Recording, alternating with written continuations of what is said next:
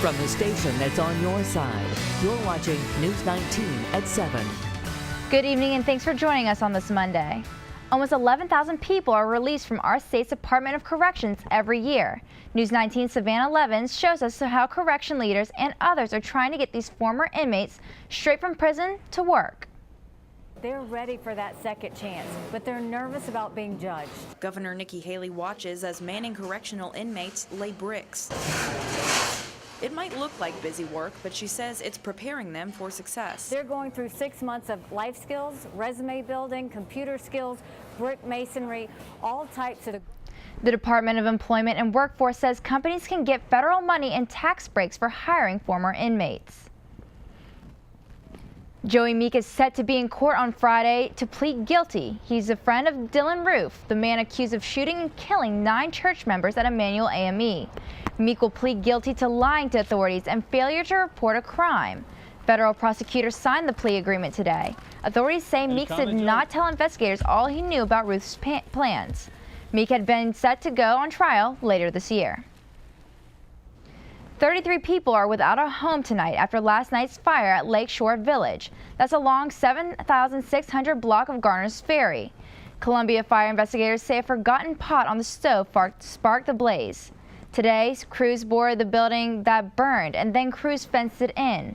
Now one Midlands family is restarting again after having just lost everything in last year's flood.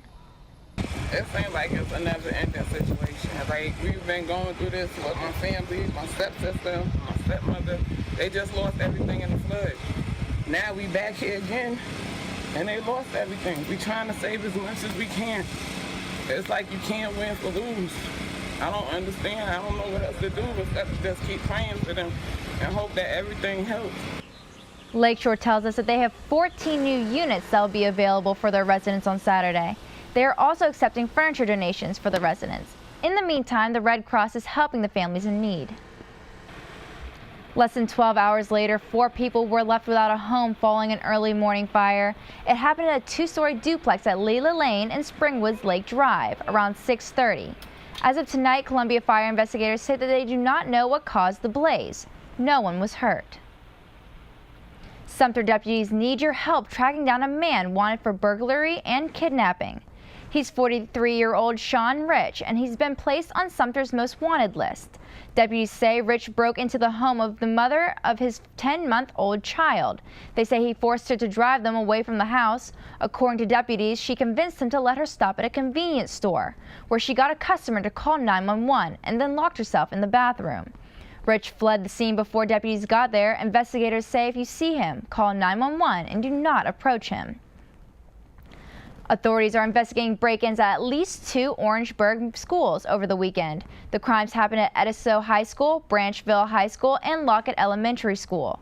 School officials initially called deputies Saturday to report a burglary at the Ediso campus in Cordova, where 2 suspects broke into several rooms. About 30 minutes later, they believed the same 2 suspects broke into Branchville Lockett campus. Both campuses were damaged and money was stolen. School officials have announced a $1,000 reward for being offered for information leading to an arrest.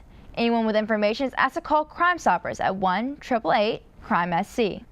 The Carolina Panthers running back was arrested over the weekend. We're told Cameron Artis Payne was arrested Sunday morning in Gaston for speeding and reckless driving.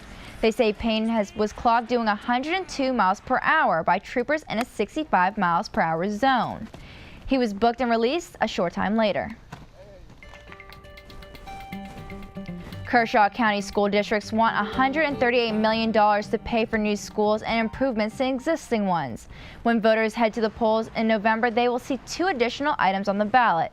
The first will ask them to decide whether or not they want the improvements to the district, including the construction of a new Lugoff Elementary School, improvements to Camden High School, and safety enhancements to Zemp Stadium. The second will ask voters whether or not a penny tax should be used to pay for the improvements.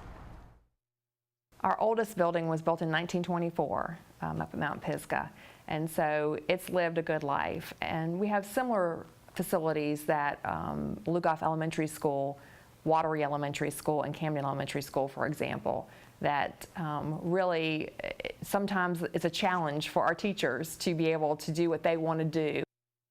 If both items pass, Bird says that sales tax would last for 15 years and the project would take about 5 years to complete. The South Carolina Bar is offering free legal clinics in May. There will be 3 of them, with each one addressing a different legal issue. The first one is this Sunday. It will focus on end-of-life issues like healthcare power of attorney and living wills. The clinic will be held from 1:30 to 2:30 p.m. at Our Lady of the Hills Catholic Church on Marydale Lane in Columbia. The other 2 are on May 12th and May 17th. The seminars are free and anyone can come. The Gamecock Gala is underway at the Colonial Life Arena. It's an award banquet recognizing USC student athletes. News 19's Alyssa Lang is there. She joins us from the red carpet.